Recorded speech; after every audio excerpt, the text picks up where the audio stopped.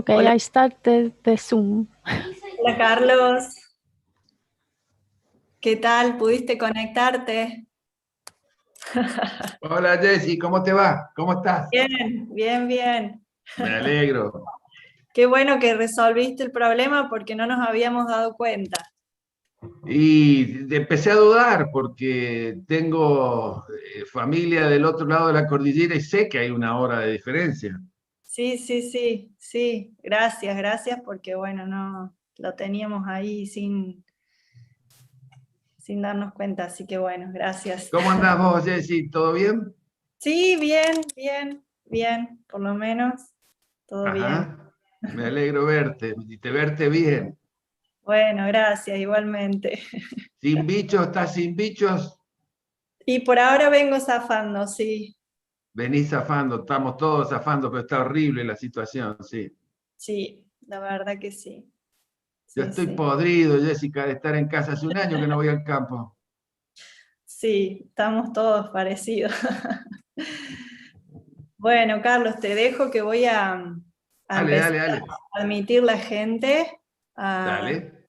a la charla. Corto la cámara. Bueno.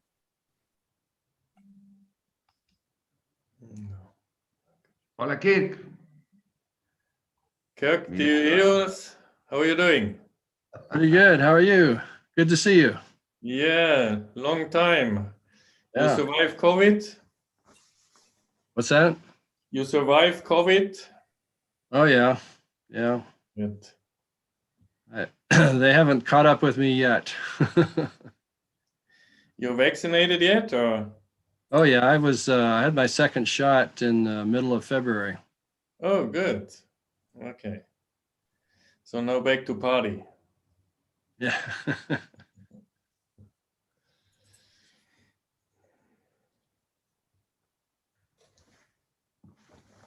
Oh, yeah. Yeah. Good. Okay. So now is the YouTube transmission is on, and we have 4 people connected already.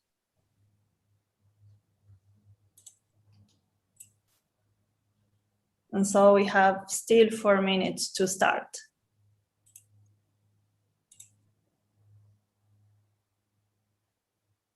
Okay.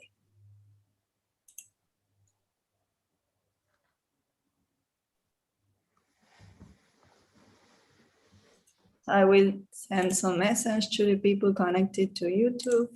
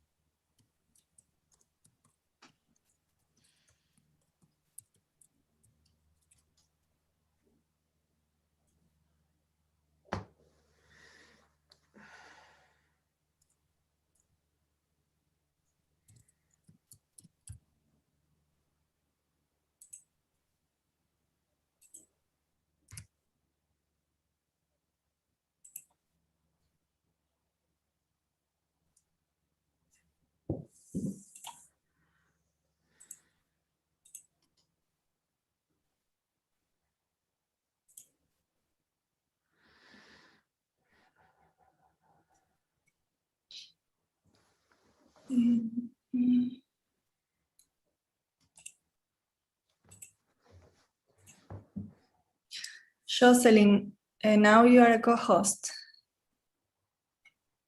Yeah. I received the message. Okay. And that is Mauricio coming to the meeting. Hello, good morning. Sorry I'm late. Morning. I have had some problems with my Zoom. I don't know what is happening, but now I'm here. No, we still have 2 minutes, Mauricio. Don't worry. Okay, yes. Yeah. Good to see you all. Yes. Okay. Are you also doing with YouTube? Yes, we Yes. also have the YouTube transmission. Now we have 8 people connected. We have 8 users in YouTube and 14 in the Zoom. That's good. Yes. Nice. And it's increasing. Yes. I forgot my glasses at home. I cannot see very well, but for sure I can hear. So I will follow the presentation. Ahí está Noemi. Hi. Hola, Noemi. Hola. ¿Cómo estás, Mauricio? Thanks for being here, Noemi. Thank you. Nice to see you all. Okay, we are in time. So I shall start. So today we have our second webinar of this year of the project IGCP 707. Today we have the pleasure of having Dr. Bernard Doll presenting his research on geochemistry and mineralogy of mining waste and its impact on arsenic remediation. Bernard Doll is the president and director of SUMIRCO, Sustainable Mining Research and Consultancy. He has been active in academia for the last 20 years in teaching and research in countries like Sweden, Chile, Spain, Peru, and Switzerland. He obtained his PhD at the University of Geneva, Switzerland in 1999 and received his habilitation privat docent in acid mine drainage formation, control and prevention at the University of Lausanne in Switzerland 2005.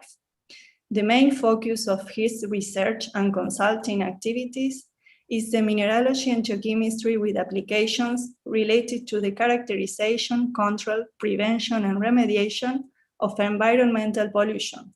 He specialized in the study of acid rock drainage in mine waste and ore deposits for a more sustainable mining operation. Thanks a lot, Bernard, for this presentation. And now it's your turn. Thanks a lot, Jessica. Welcome, everybody. Do you see the screen? Yes. Okay. Okay, what I want to do today is give you a short overview about the PhD thesis. Well, my colleague from Senegal, Nour Diaby, I hope he could also connect it. He wanted to connect. So he did a very nice study in southern Peru. And as your project is mainly focused on arsenic, I will focus also more in arsenic. If you want to know more about this project, you see here there are 3 papers yet sometimes out, so you can refer to all the details when you need it. So the question is here, it's a pretty specific case how mine waste remediation intercepts the natural arsenic flow in a marine short tailings deposit. So there are many weird names. What is a marine short tailings deposit? And how can remediation of such a thing intercept the natural arsenic flow in the system? So let's, as we all cannot travel, so I will take you anyhow for a nice travel down to southern Peru. Here you have Peru, this is Chile, Argentina and Bolivia, all friends here around, everybody very focused on arsenic because we have a lot of arsenic around there. But here in this area, we are looking on mine tailings which were produced many decades from 2 mines, 2 porphyry copper systems, Cuajone and Toquepala, operated by Southern Peru Copper Corporation. And at the time, when they've been produced, they've been sent via the river into the sea, where in a bay they formed a marine shore tailings deposit. Here you have a little bit more a close-up. You have in the high Andes the two mines, and then you have a river system where it enters in the Rio Locumba, and this goes in this Bahia de Ite, the Bay of Ite. And it formed here something like a delta. So we are having here tailings from two mines. They've been sent 120 kilometers from their origin into the sea. It was operating from 1960 to 1977. So there are about 800 million metric tons of tailings in this bay. It has a surface of 12 square kilometers and about 4% of sulfides. So here you have a zoom. Here you see the two mines. And this mine was then bought by Mexico Group. And they, at the time when they bought it, they could not send any more tailings into the sea. So they had to construct here new tailings impoundment. Quebrada Honda it's called. So the idea was to study what's happening with the tailings in the sea. But I show you some picture of the new tailings impoundment. So you see it's a really a major operation. It's nowadays it's much higher. It's most likely near this crest and it will go over it. So they have to put here additional dams. So this will be a enormous tailings impoundment. You see here the dike, and they will put here on the crest also another dike.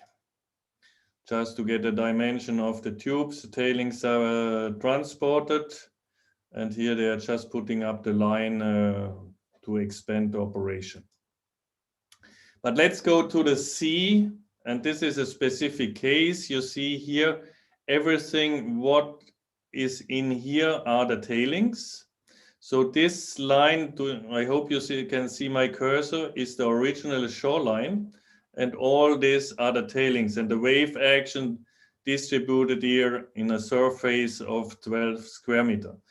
And you see also there are some greenish colors. This is the remediated part at the time when we started the study.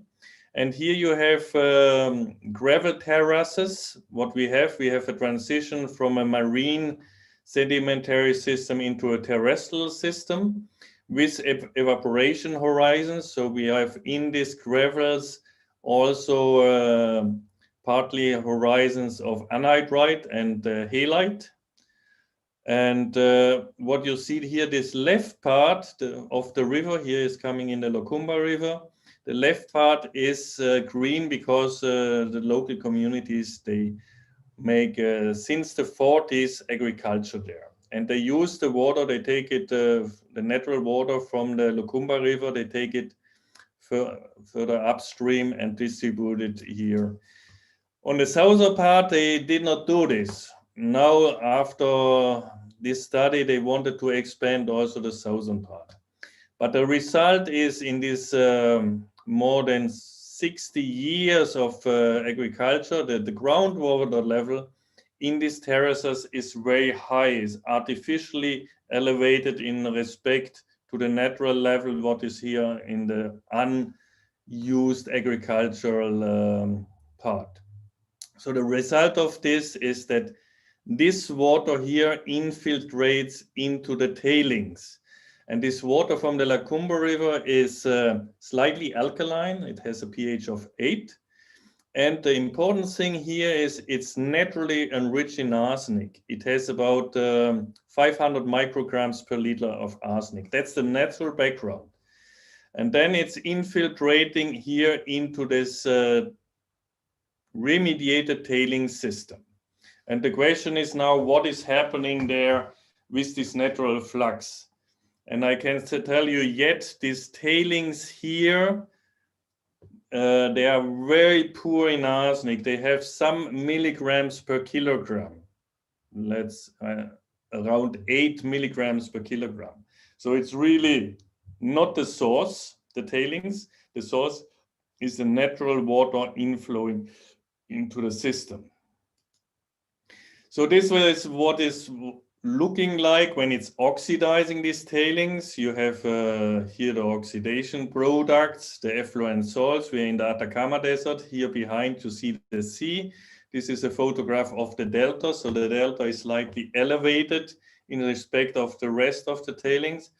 You see here this reddish. This is the expression of the ferrous iron bloom, which oxidizes here and forms ferrihydrite. So then the manager, when they bought this mine, and the director of environment, he was in charge to solve this problem. So they had at the time only all these effluent salts locally up to 0.5 meter on the tailings surface. So they was thinking what they can do. And then they have seen where this groundwater infiltrates into the surface of the tailings from the gravel terraces. They've seen that grass is naturally growing.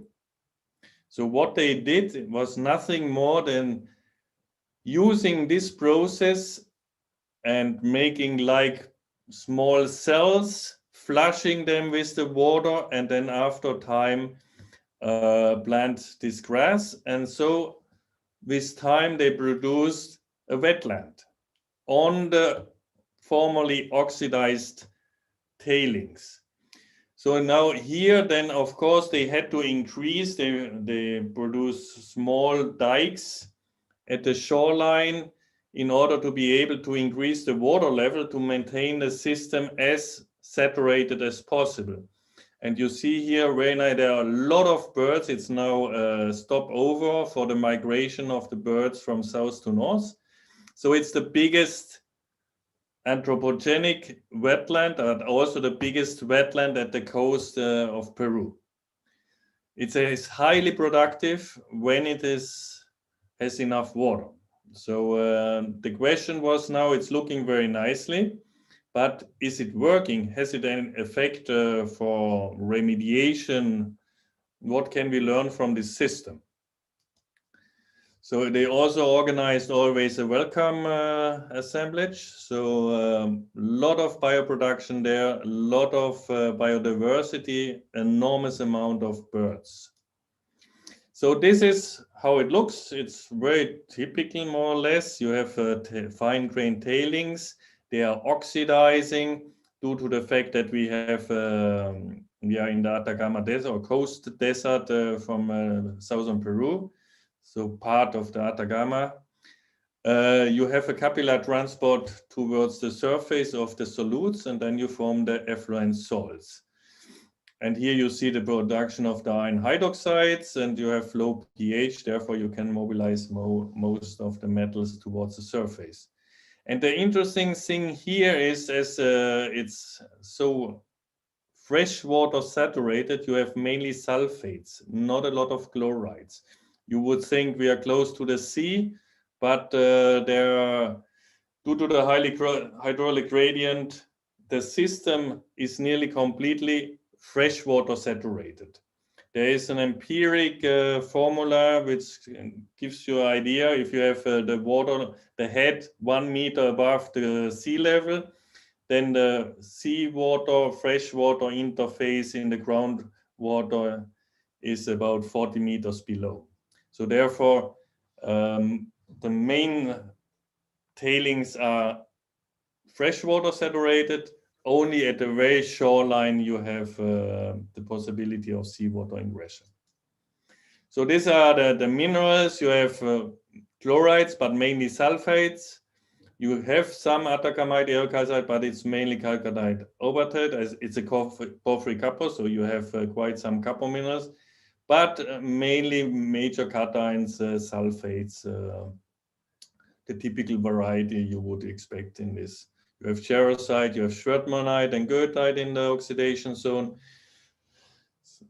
The origin is pyrite, chalcopyrite, chalcocite, and covellite, but these later two, they are minor. So you have mainly pyrite and chalcopyrite as source for acidity, iron, and copper. So this is a typical system for porphyry coppers, and that's what we did. Or mainly here you see Nuhu yet working, where we did some flush drillings to obtain material from the underground. So we have profiles with the tailings core. We install piezometer nests. Here you see with drive point piezometers, gas, pure gas sampling, and also Nu did a very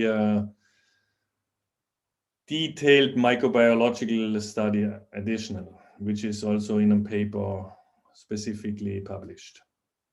So here you see very nicely the oxidation zone with the iron hydroxides. Here some clay horizons not oxidized, and the more sandy horizons, they are oxidized and liberating the elements into the system. Here you see the coring for the unsaturated zone to obtain the pure water, which we then squeezed. And this is some example from the water in the piezometers in the depths. You see very nicely here when you let it oxidize a while, the iron, this is dissolved ferrous iron in the system here up to 6 meters. You have a ferrous iron bloom in the system, and at 9 meters you have nearly no iron. So this is for the field measurement, a good method to see how much iron you have in the system. So what we did is we sampled literally all effluents of water in the system, and we did some profiles with the drillings and the piezometers in the system in the northern part where it was yet completely remediated, in the central part in the delta where it was not yet remediated, and in the southern part. I will show you here data from the northern part, and then we did also some tests of the remediation in time, how the system evolves and how fast. And this is the second part I will tell you. So the system is also from the geological point of view, as I mentioned, we have a transition of marine sediments into terrestrial sediments. So below here you have a sequence what they call conchuelas. So it's very rich on mollusk, and they use it to produce lime. So they dredge it and produce lime with this. But of course, for our purpose, this sequence is the source of alkalinity, and you will see this also in the data afterwards below here. So these are now this first profile, where you have here these 3 piezometer nests going through the remediated area. What you see here on with the green plants here, so it's water covered and with vegetation. And the left part is at the shoreline. It's still not remediated at the time, and you will see how the oxidation still liberates the elements. But now for sulfate, sodium, and chloride, you see that from the underground, here you have the head in the first gravel terrace. So you have a high hydraulic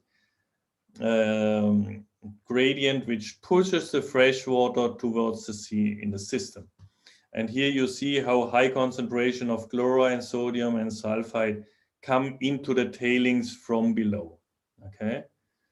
So here when we stop here, this means we touched the original shoreline with the piezometers. We could not go into these gravels below. So we went through the tailings, and then we had to stop when we touched the original shore. We also made a complete study of the isotopes in the system from the sulfides in order to see if it's from pyrite oxidation or if it's the sulfur from dissolution of anhydrite. As I mentioned, we have in the terraces, we have quite some horizons with anhydrite as evaporation phases, some horizons.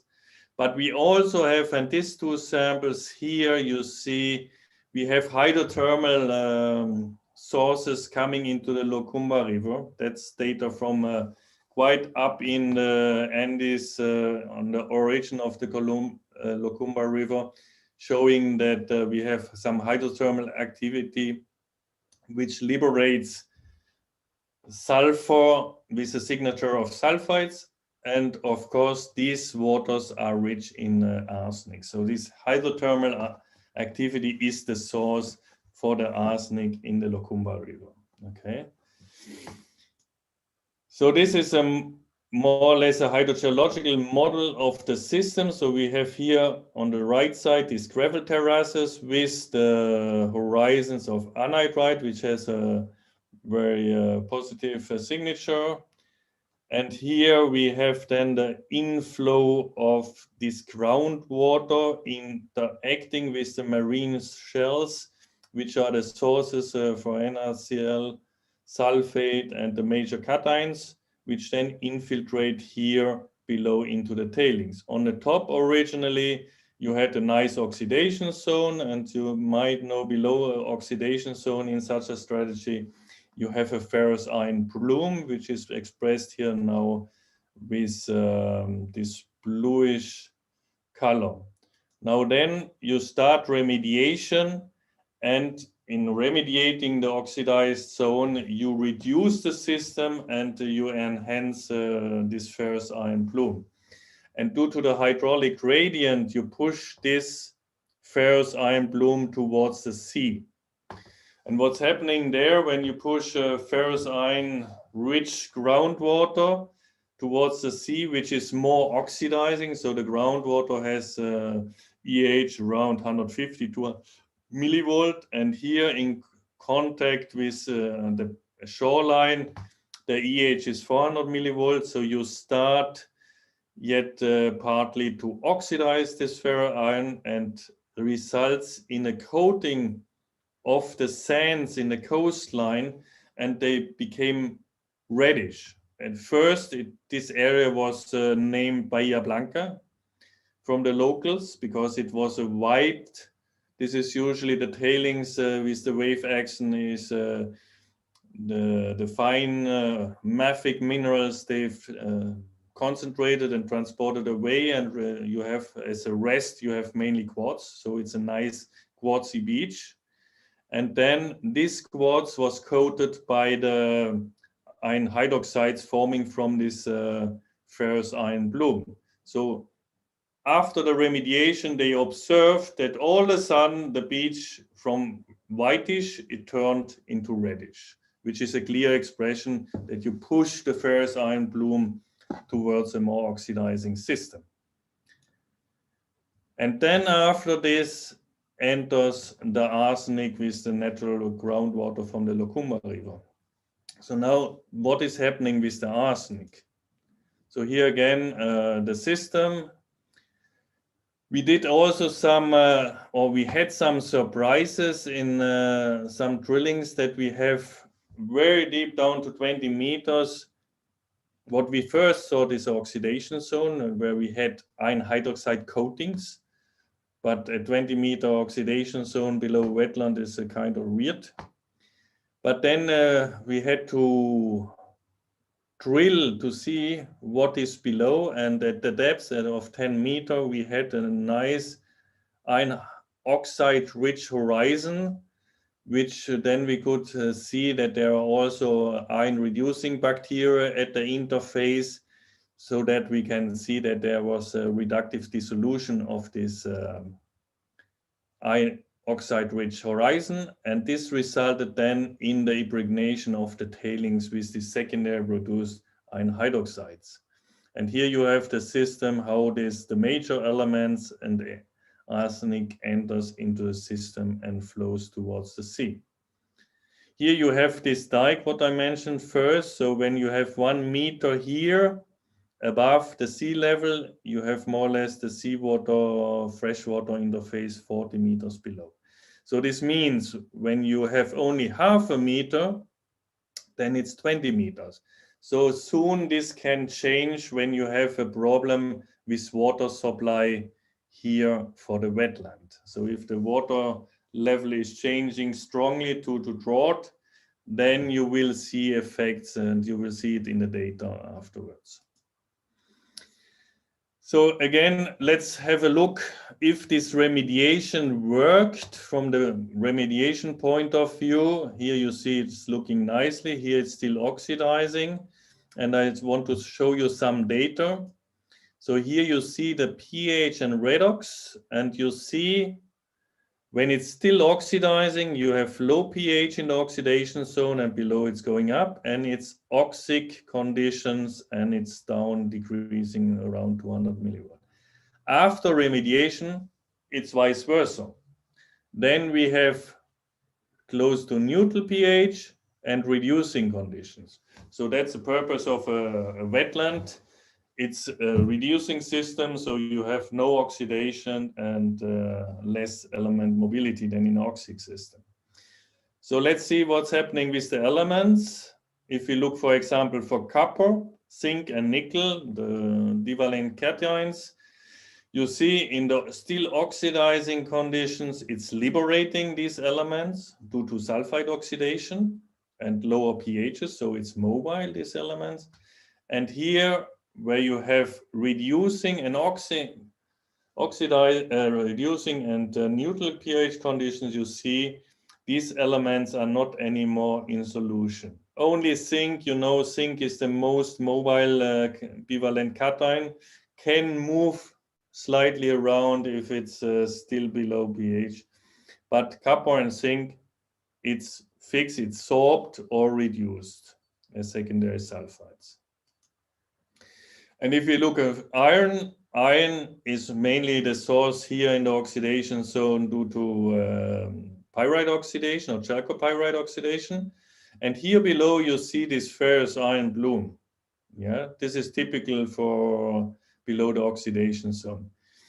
And where you have it remediated, you have very low concentration of iron. Now here, this is the weird thing. Here below we have an increase of iron, and it's mainly iron 2. We did some speciation studies, so it's mainly iron 2.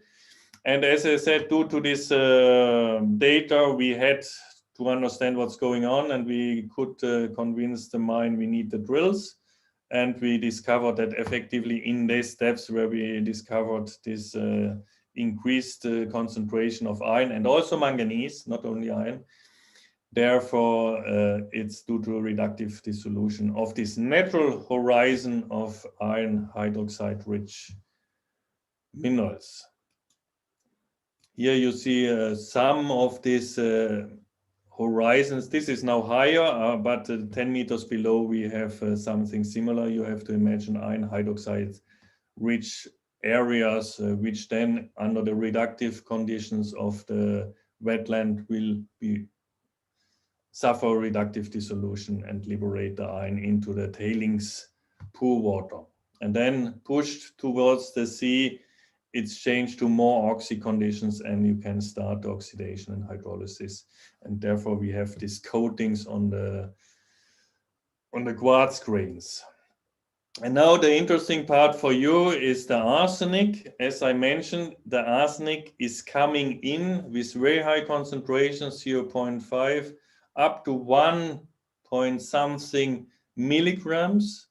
So 500 or 400, 2200, 400 micrograms. So it's heavily naturally charged with arsenic.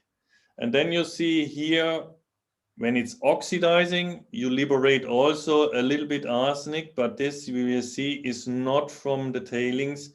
It's mainly from the fixed arsenic in the oxidation zone.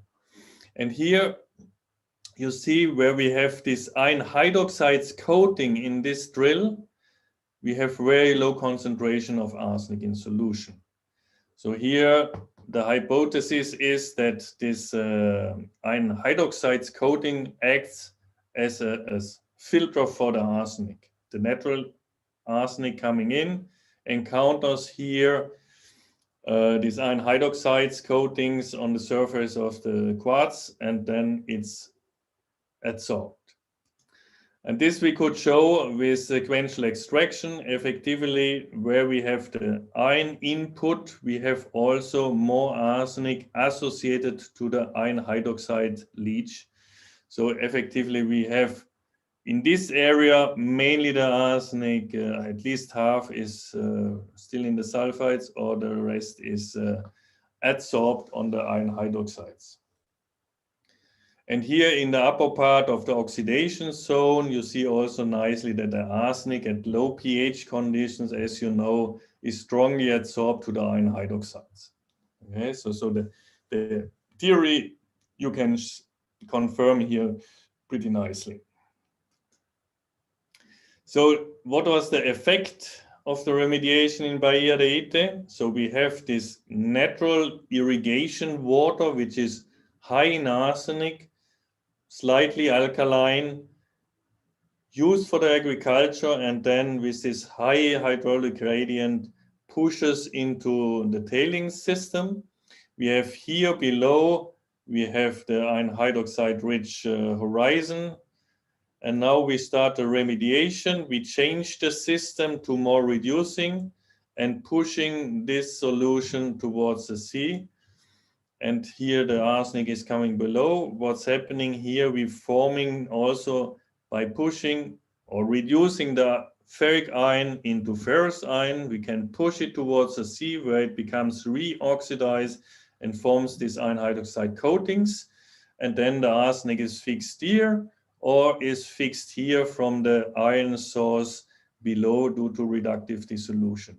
So at the end, this, without knowing, without purpose, this remediation process produced an iron filter. As I mentioned, the tailings itself, they are not the source of the iron.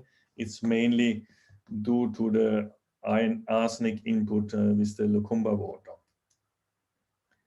So here we have the adsorption on the iron hydroxides from this, from the arsenic. Now we wanted to see how fast this system evolves.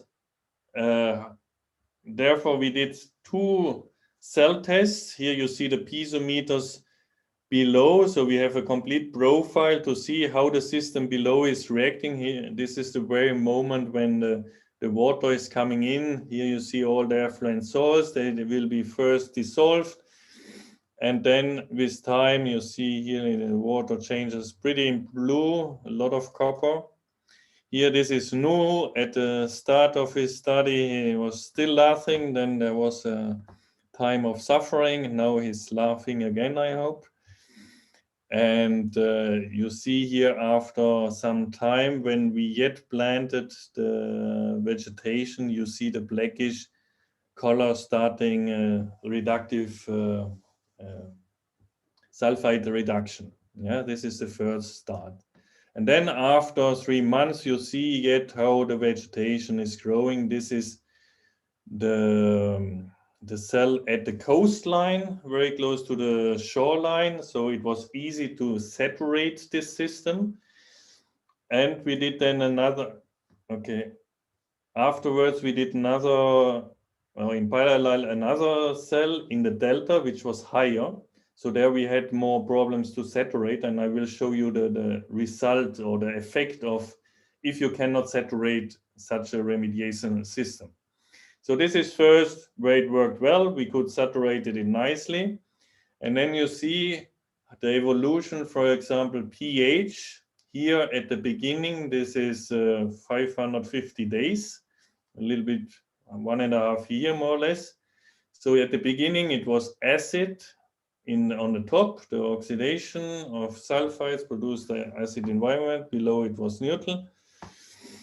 So with time, first you push, when you deposit the fresh alkaline water above, you push the plume, the acid plume downwards, and then you start to neutralize. And this takes more or less 3 months, and then you have a neutral system. The redox at the beginning is oxidizing, and also after 3 months, then it's more neutral, reducing. And the effect on the dissolved elements. You see here first the iron total and iron 2, also here still high, and then very soon you decrease the concentration of this element in solution. Copper, the same, at the beginning very high, and then very soon you have copper below the detection limit. Same for silver, same for aluminum, same for manganese. So when you manage to separate the system and you change it from oxic acidic to neutral reducing, then you can stop oxidation and you prevent the mobility of the elements in the system. So it works very well as long as you have enough water to saturate the system. But you see here, after 100 days in the surface area, we observe the liberation of arsenic a certain time. And when you correlate this with other parameters here, you see chlorine, sulfate, and sodium.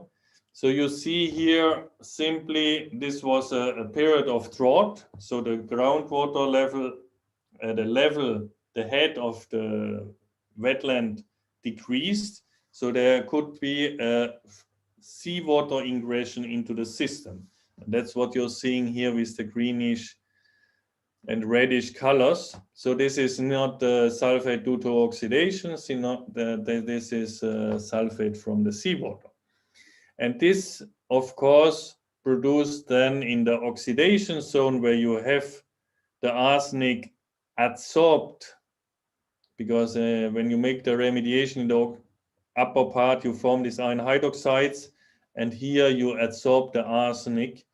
And this is then due to anion exchange reactions liberated again into solution.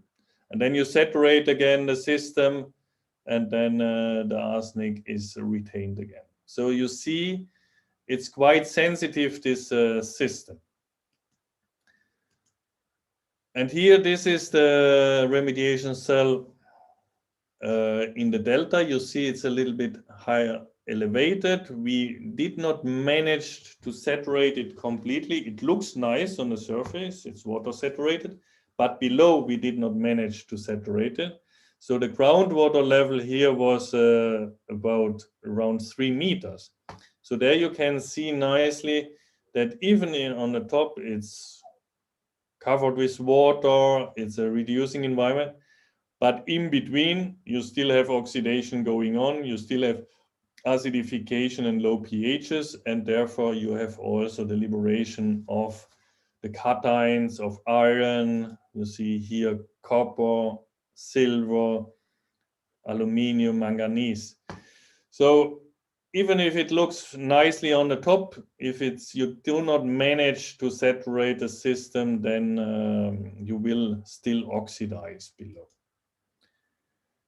And here the arsenic also, you could not manage to really stop the mobility of the arsenic.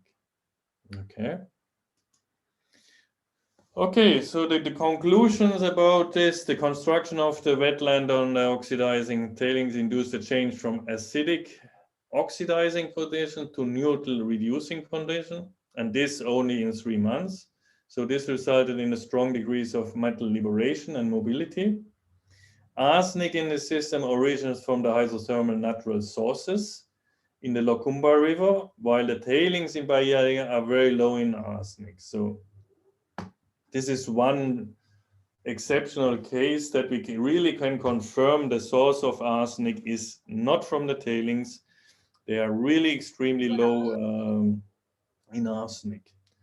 The remediation approach induced fixation of arsenic to iron hydroxides when you initiate on the top the wetland, and then locally reductive dissolution of underlying iron-rich layers below the tailings, which in more oxidizing condition results then in iron hydroxide coatings of the tailings material. They act then as a filter for the arsenic. And marine ingression afterwards, when you have a problem with the saturation of or maintenance of the level they had in the wetland, then you can have marine ingressions and you have anion exchange reaction, which then in this case could liberate again arsenic. But in this case, as I mentioned, arsenic, the tailings itself or the remediation system is just a stopover from the natural flow of the arsenic via Locuma into the sea. So this is just for scientific purpose a very nice case study in order to understand what are the parameters you have to consider when you make a remediation. When you don't make the remediation well, you can produce another problem. If the concentration would be higher in this sense here, then you have to take care that you don't have any seawater ingressions, etc., etc. Okay, so the acknowledgement to the management of Southern Peru at the time, Ezio Busello, Rodolfo Risetti. We had a really exceptional support from all the staff, all the support there, and also the laboratory in Lausanne for the microbiological study. Okay, thank you very much and hope you have some questions.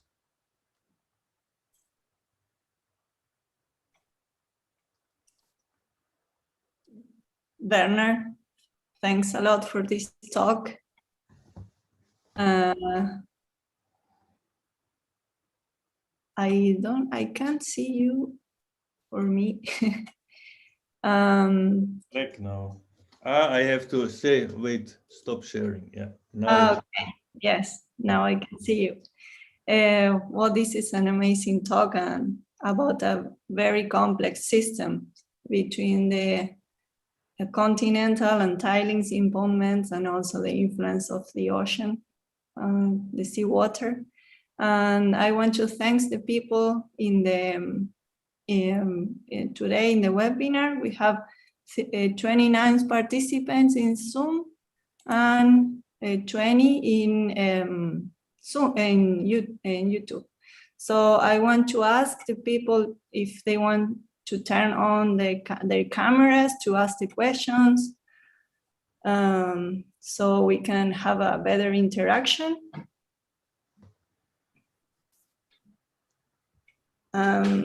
Somebody wrote a question in the chat, Erika Garcia. She is asking, have you evaluated the microbial participation with the oxidation of arsenic? Not specifically. The microbiology is new. I do not see if he's connected. No, are you there somewhere? If not, but we did not look specifically for arsenic at this time when the microbiological study was. He's here. Ah. He's just connected, just in time. So he missed the talk or what? Probably it was this issue with the time. Ah, yeah. Okay. Yeah. Mm. No, but the answer is we did not specifically look for the arsenic oxidizing or reducing bacteria. It was a more overview of the whole population acting in the system. Mm-hmm. Another question, what about the molybdenum in the estuary during the remediation? Moly, yeah. Well, the moly concentration here, they are also very slow in this. So most of the data was below detection limit. So we did not focus a lot of moly. And in the river, there was nearly no moly. So it was, this was, yeah, arsenic and moly poor system. From the tailings point of view, no? So this was at the time our focus. Mauricio, do you want to ask the question yourself? Okay. Yes, thank you. Yes, it's very, very good presentation. I am wondering if can we replicate the remediation system in different areas, like for example in the mountains, Well, which is That's a very important question, and I can tell you no, because the problem is simple. Here you're on the sea level, so you can easily saturate it, okay? But if you have a tailings impoundment closing a valley in the high Andes, there the main problem is the stability of the dike. Yeah, that the dike does not fail. If you want to saturate the tailings impoundment, then you destabilize automatically the dike. And if you have earthquakes, as you have always in the Andes, this is a very specific situation you can do this. It's just to show, and it was working at this place. We had also the alkaline water to neutralize nicely, but in most systems, you will not be able to do it. Only perhaps if you have the tailings in a lake environment. Yeah, so that the technical stability is not an issue. But as long as you think a normal tailings impoundment with a constructed dike, you have to maintain, and normally the dikes are constructed that you have to maintain them dry. Yeah. Or you have a class, like a fully constructed dam, like a water reservoir dam. Yeah, but usually you don't have this. You have this segregated dams where you have to maintain the dike dry. If not, it will fail. So you cannot saturate the system. Therefore, this approach works in some very specific conditions and shows when you are managing to saturate it completely. Additionally, you have a nice carbon source to maintain the system reducing. Then you can revert from oxidation to a reducing environment where the sulfides are stable, the elements are not liberated, are not mobile. But in general, it's in the end is you shouldn't do it without very thorough studies before. Okay, thank you. Yeah.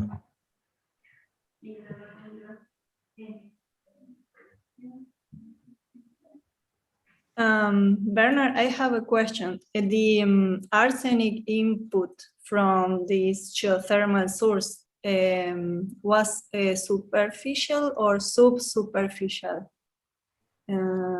coming into the tailings? Maybe I missed that. This is superficial. This Okay. is it's the drainage from the water they used for irrigation. They used the water with the 500 milligrams per liter for irrigation. Yeah. So the lettuce there you should clean quite nicely before eating it. And the Locumba River is an underground flow. So any water flows into the system underground. Therefore, it's still as arsenic 3, therefore it's nicely mobile in the system. Only when you have then the formation of this iron hydroxide coating and increasing oxy conditions towards the sea, then you can have, or if you have on the surface during the remediation, then you can have also arsenic 5. Therefore, you have it adsorbed to the iron hydroxides. Yeah, but the flow in the tailings mainly is as arsenic 3. Yeah. Okay. So usually it would be flow directly to the sea. Yeah. Yes. So this is. So what are the concentrations of arsenic in the underground river and in the irrigation water that's coming into the tailings? It's about 500 to 1,000 micrograms per liter. Is the irrigation subject to evaporation so it concentrates the arsenic a little bit? No, well, also the upstream Locumba water has this concentration. So it's originally it has around 500 micrograms per liter. Yeah. And they use this water also for drinking water purpose in a town, which is Ilo, but there they have a treatment plant. Okay. But for the irrigation, they use it directly without treatment plant. at least at the time when we started it. Yeah. What are they growing there? Everything. So you should wash everything very nicely. Yeah, we didn't bought that our veg.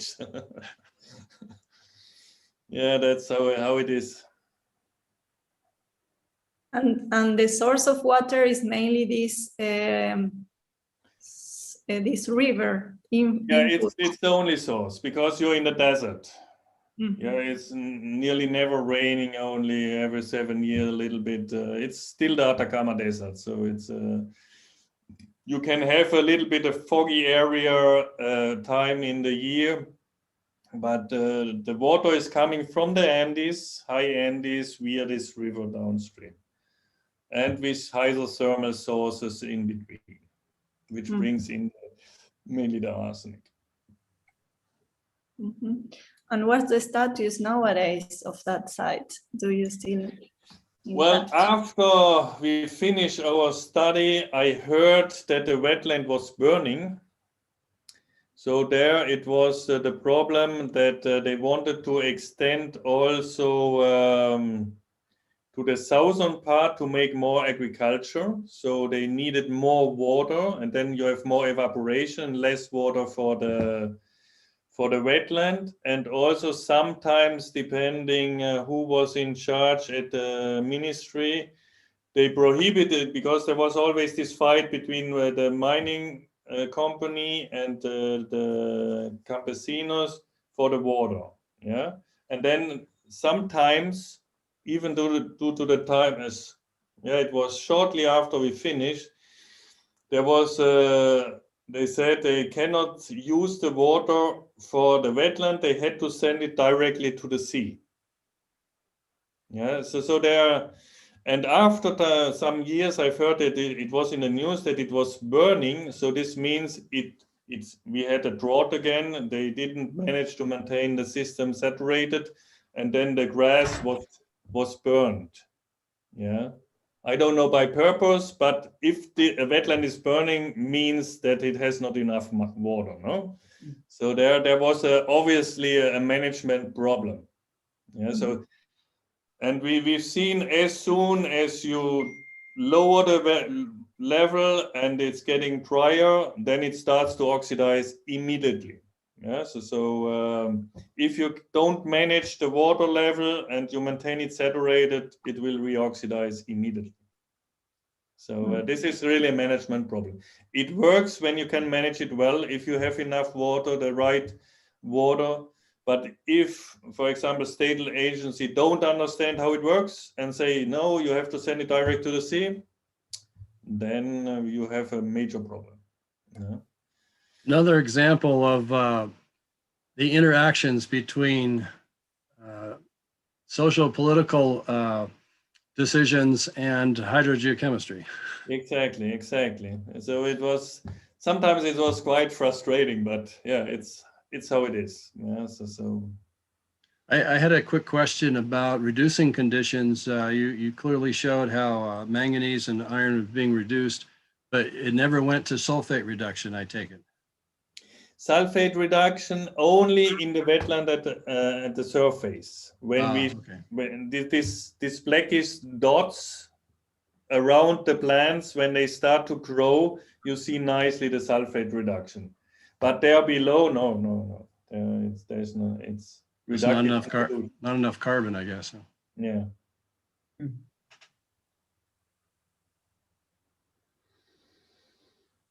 Cecilia, mucho gusto.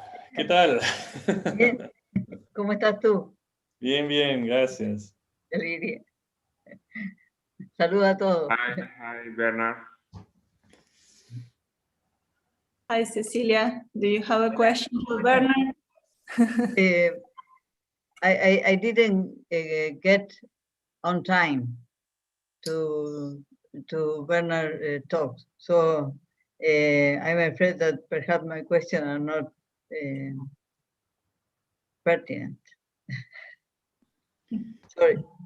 Hi, Nu. How are you doing? He did all the work. Fine. So I'm fine. Hi, Bernard. Hi, everybody. I'm sorry I joined late because I had another meeting just before, but I'm happy to see you again and to attend to this very important webinar. And I see here also some names I know very well. Even I did not have the opportunity to see people. Mr. Nordstrom, I think I read a lot of your publication. I'm very happy to see you again. I'm Nuhu Jabi from Senegal. Bernard was my supervisor in my thesis. You could join us for a little while. Yeah, and we work together in this very nice project. And now in Senegal, we have some gold mine. In this area, we have high concentration of natural arsenic. And we are wondering how to deal with this.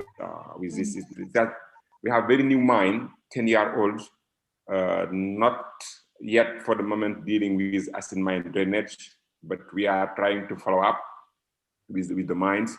And we are wondering how to solve this problem because it is not natural, very high concentration of arsenic. So what would be your advice? Thank you. You have also the arsenic, like here in this case, in the river water, or it's groundwater, or? It is in the groundwater. Okay, so more like in a system in Bangladesh or in the aquifer of Argentina. Yes, yes. Okay. Do you have any idea where is the source of this arsenic? Is it also a fan of the mountains which accumulated iron hydroxides and then also again a reductive dissolution and liberating the arsenic, or? Unfortunately, until now, we do not have a lot of information because there is no study about this arsenic. It is one of our objectives to see how to see from where comes this arsenic, to know maybe if you understand more the sources and so on, maybe we can find a good solution. Mm. But you have to use this water with the arsenic for human purpose. The people are drinking this, or you need it for the industrial processes, or? Well, these mines are in very remote area, but we have some villages using very old system wells to get water. And when I visit this area, the water, the pH of the water was around 5 to 6, so acidic, and the level of water, groundwater, 15 meters.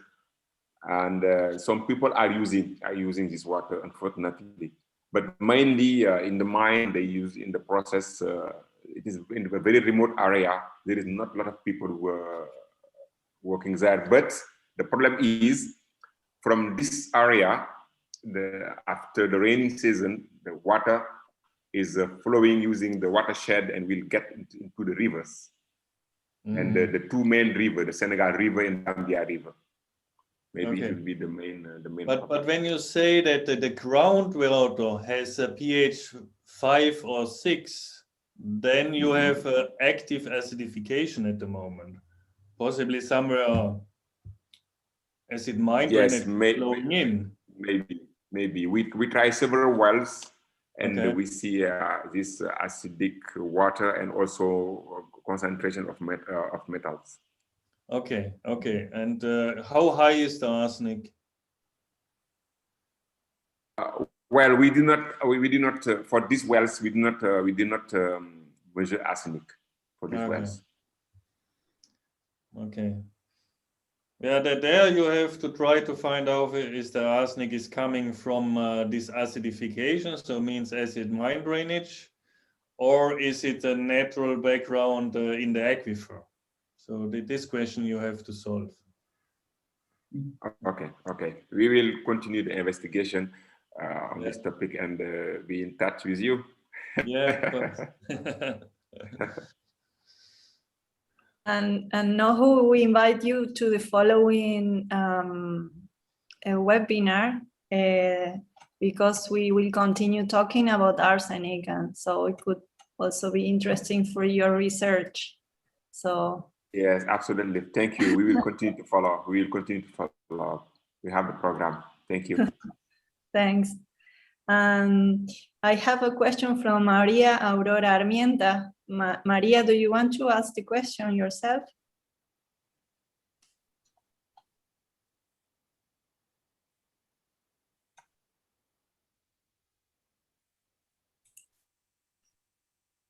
The question was for Bernard, very interesting presentation.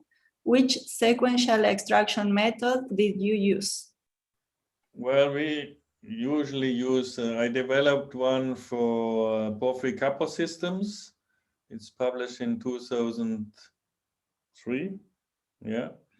And it's a 7-step sequential extraction in order to track the different secondary and primary minerals which are typical in a porphyry Kappa system. So it's designed for this mineralogy. Yeah. So when you're interested in this sequence, you can send me an email and I send you the paper. And this sequential extraction method that you designed was specifically for tailings in my. Well, it's targeting any sulfide oxide system. You can use it for ore deposits. You can use it for everything. At the end, you dissolve the minerals and try to dissolve them selectively and see which elements, trace elements, or co-parasitic elements are associated. And this is not limited to tailings. It's rock. So you can use it for any rock. Okay. Okay, so let's see if we have questions on YouTube. Or somebody else want to ask more questions? And well, we have to apologize to the people who is recently connected. We had an issue with the time in the Zoom inscription, and maybe you got the wrong message with the time, and we already fixed it. So for the next webinar, the problem will be solved. And well, I want to say thank you to all the participants and from different parts of the world. And thanks a lot. And thanks a lot to Bernard for his talk. As always, very interesting research. And well, we can learn a lot from your work, Bernard. And here a message from Carlos Monjo. Thank you very much, Bernard. Nice and very interesting presentation. And so if we don't have more questions, I think we reach the end of the webinar, and the talk is recorded on YouTube, so people can watch it again, and it will be available in our YouTube channel. So, okay, well, thank you very much. Thanks. Thank you. Okay. Thank you. Thank you. Bye bye. Nice to Thanks, meet you. Bernard. Bye. Thanks. Bye. Bye.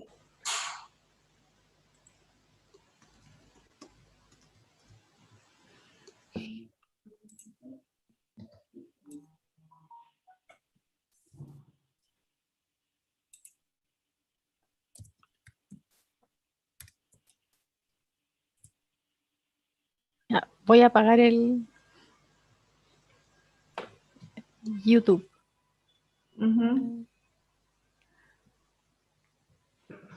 Ah, tú tienes